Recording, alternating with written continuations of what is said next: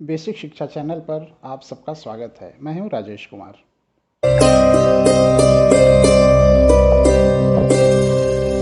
प्यारे शिक्षक बंधुओं, शिक्षा मित्र, अनुदेशक एवं शिक्षा से जुड़े सभी व्यक्तित्व जो किसी न किसी रूप में गुरु शिष्य की परंपरा का निर्वहन करते हैं, कुछ सीखते हैं या कुछ सिखाते हैं या शिक्षा के क्षेत्र में देश को असीम ऊंचाई पर देखना चाहते हैं। हम एक निष्ठा सीरीज शुरू कर रहे हैं जिसमें निष्ठा क्या है, यह क्यों आवश्यक है और इससे जुड़े अन्य सभी प्रश्न जो आपके मन में हैं उन पर सरल भाषा में समझ विकसित करेंगे। शिक्षा महानिदेशक श्री विजय किरण आनंद जी ने अपने सभी संबोधनों में एक बात प्रमुखता से कही है कि हम इसे जन आंदोलन बनाना चाहते हैं। मेरा विश्वास है कि निष्ठा की समझ विकसित होते ही यह अपने आप जन आंदोलन की शक्ल धारण कर लेगा। निष्ठा स्वयं में ही एक ऐसा शब्द है जिससे प्रत्येक व्यक्ति जुड़ना चाहता है। यदि यह किसी का नाम हो तो वह भी बहुत खूबसूरत है। यदि किसी के काम से यह शब्द जुड़ा हो तो वह भी महान बन जाता है। और सौभाग्य का विषय है कि हम सभी लोग निष्ठा से जुड़ रहे हैं। हम लोग निष्ठा के व्यापक रूप से जुड़ने जा रहे हैं, तो पहले इसके व्यापक रूप को देखें। निष्ठा NISHTA, national initiative for school heads and teachers holistic advancement. Hindi में स्कूल प्रमुखों और शिक्षकों की समग्र उन्नति के लिए राष्ट्रीय पहल, अर्थात इस राष्ट्रीय पहल की संकल्पना ही है समग्र उन्नति। निष्ठा समग्र उन्नति का प्रशिक्षण पैकेज है। इस प्रशिक्षण पैकेज में कई मॉड्यूल हैं। आगे के वीडियोज़ में हम सभी मॉड्यूल्स पर चर्चा करेंगे।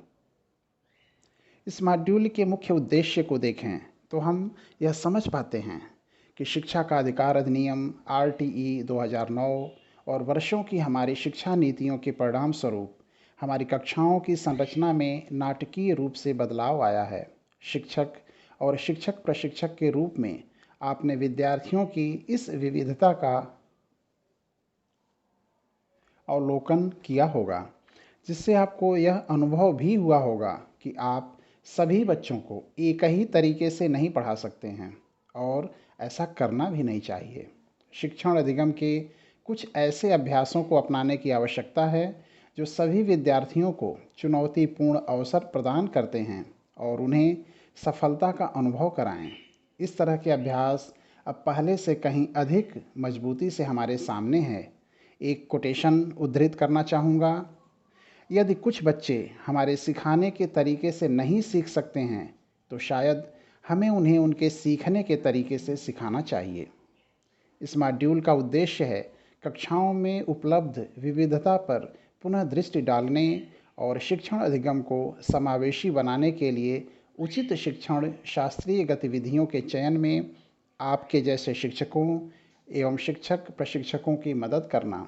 दिए गए सुझावों को अनुसंधान और अनुभवों से इकट्ठा किया गया है और यह आपको एक ही कक्षा में विभिन्न अधिगम आवश्यकताओं की पूर्ति हेतु अधिकाधिक समावेशी वातावरण निर्माण में सहायता करेगा। यह सामग्री राष्ट्रीय शिक्षा नीतियों, पाठ्यचर्या, पाठ्यक्रम, पाठ्यपुस्तकों, राष्ट्रीय पाठ्यचर्या की रूपरेखा और हाल ही में विकसित सीखने के प्रतिफल का करीब से अवलोकन करने का अवसर भी प्रदान करती है। अपने उद्देश्य को मैं NCF 2005 के एक प्रमुख कोटेशन के माध्यम से समेटना चाहूँगा।